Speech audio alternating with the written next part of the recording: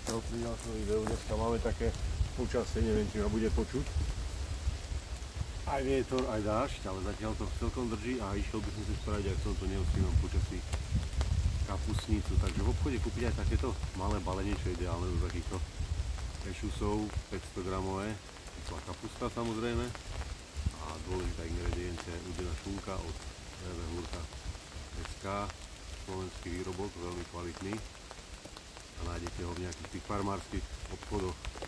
Budem to variť ešusy z Lidla, tuto nejaký panušik, môžem dať nejaký bližší detail, sa vidieť, že ako to vyzeralo potom ohni. Ja som to nejako extrémne nečistil, asi takto iba trávou a doma nejakým tým prípravkom, ale spravíme ešte zvlášť nejaké video, kde ukážem, ako si čistím ešusy buď prírodne alebo nejakými prípravkami z obchodu. No čo som chcel povedať, ešte vlastne mám tam iba misku a lyžičku a chcem to otestovať, či to zanecháva nejaký taký povlak na tých umelých miskách alebo pohárikoch. No ale polovičku som z toho vyhodil, alebo polovičku, tak 3/4 v podstate, nechal som tam iba to náradie na jedenie a jednu misku a tým pádom sa nám tu zmestí cibula, rôzne koreniny a tak ďalej, takže aj takto môžeme ten ešus využiť. Takže spravíme si rýchlu kapustnicu a ideálna do prírody si, že použijeme kvalitné ingrediencie ako nejaká domáca klobása a kyslá kapusta. Najlepšie by bolo, aj keby bola kyslá kapusta samozrejme domáca, ale to už zase je na každom z nás, čo použije, a toto kempové jedlo chcem, aby bolo také najrýchlejšie, najdostupnejšie, takže môžeme tam použiť či už klobásu iba, ale ja mám aj tú udenú šunku, ktorú už treba spotrebovať v tej konzerve, takže použijem aj to a samozrejme nejaké tie koreniny. Tak poďme na to, ešte musím povedať, že nakoľko prší a boh, aké bude počasie, takže som si zobral plynový varič s väčším výkonom, takže budem to robiť tento raz na plyňáku.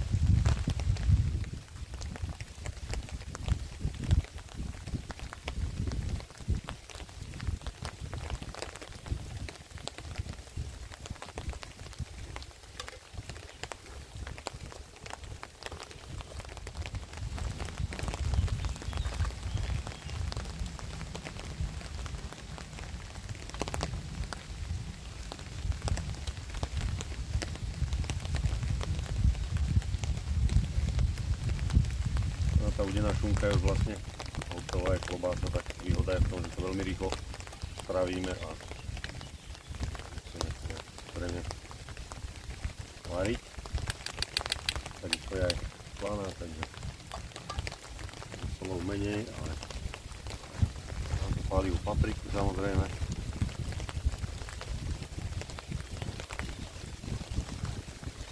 Dáme.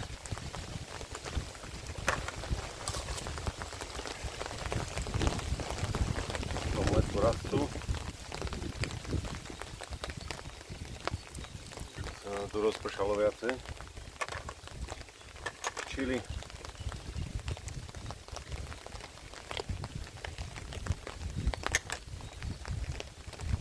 Trošku tej soli dáme. No. Korenie.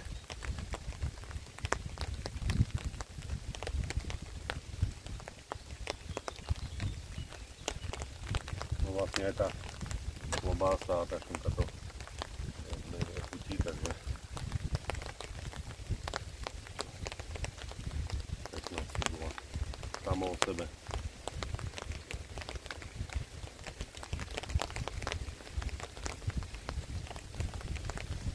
Trošku poveternostné podmienky sú také divoké, do celty sa mi dostáva voda a potom následne to kvapka, musím to nejako poriešiť.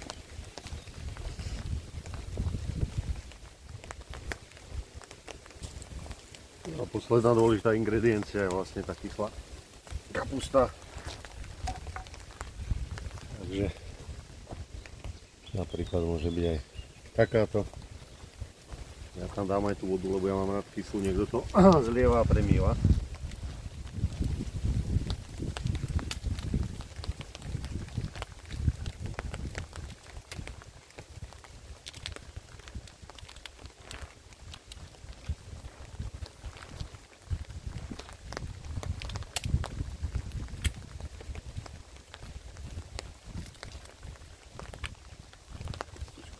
Vyzerá, že aj kraje, že nie sú také dlhé slíže. Dobrá. Výborná taká. Akurát.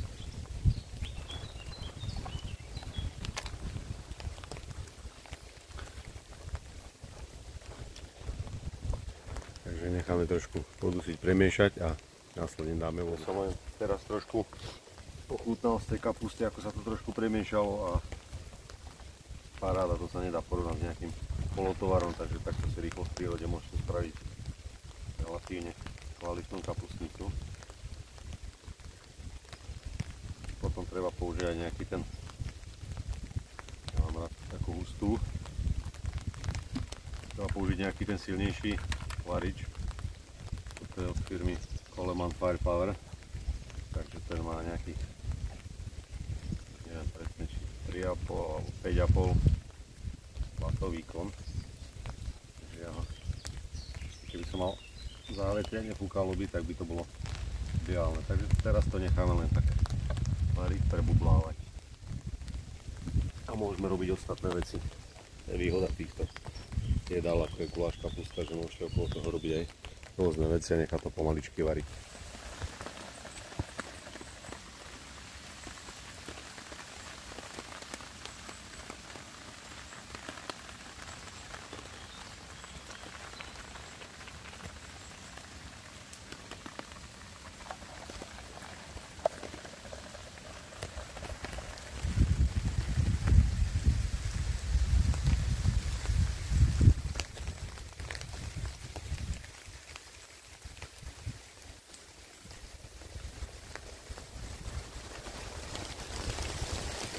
Extrém počasie celkom na varenie, dosť fúka, do toho prší. Takže aj hamaku mi hoci ako hádže.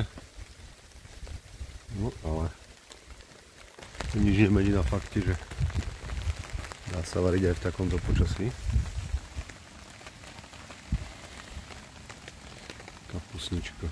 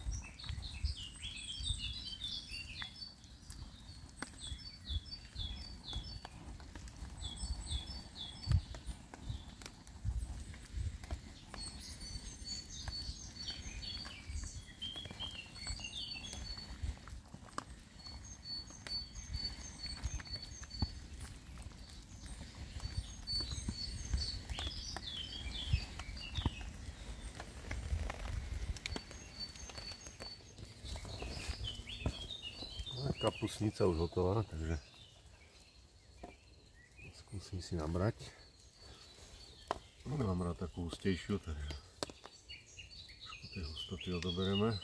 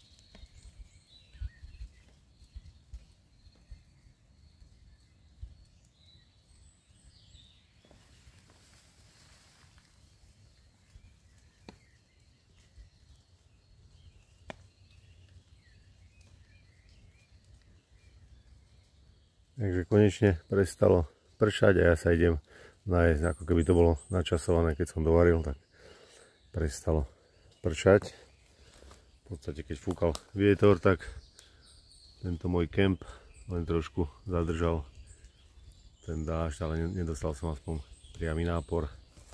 Takže teraz si idem trošku vychutnať kapustnicu. No a sám som zvedavý, či tam ostanú nejaké tie zostatky, čo sa týka farby na tej miske, ktorú som predstavoval už v minulosti, takže chcel som otestovať aj to. No, hlavne som si chcel trošku zavariť v prírode, ale nečakal som, že bude až taká divočina.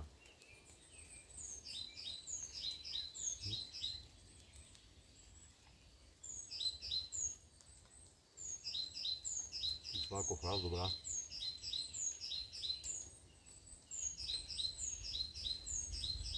Ideálno do takého počasia, že aj zahreje, aj dodá vitamíny.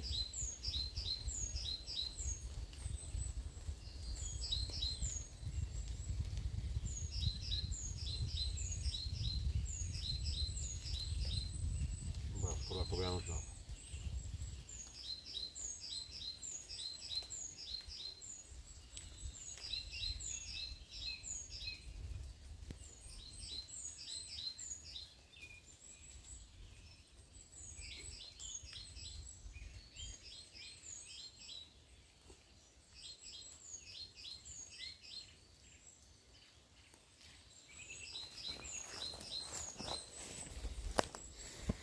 Takže tá kapustnica nezanechala nejaké farebné znaky a umyl som to iba trávou a čistou vodou, aj napriek tomu, neviem či to vidno, je tu znak Rock Trail, ani tam sa nič neusadilo a čo som zistil, čo som ani nevedel, keď to tak trošku sfarbilo, je tu mierka, neviem či to vidno, v tejto oblasti, tuto. A je tam rozdelené na 100, 200, 300 a 400, 500 ml. A tuto vedľa máme nejaké anglické miery. Zle to vidno, ale je to taká ďalšia pomôcka pri varení. Teraz to pekne vidno. Takže som zistil, že to tam je a to som ani nevedel v tej miske a nezanechalo to nejaké farebné znaky, takže super.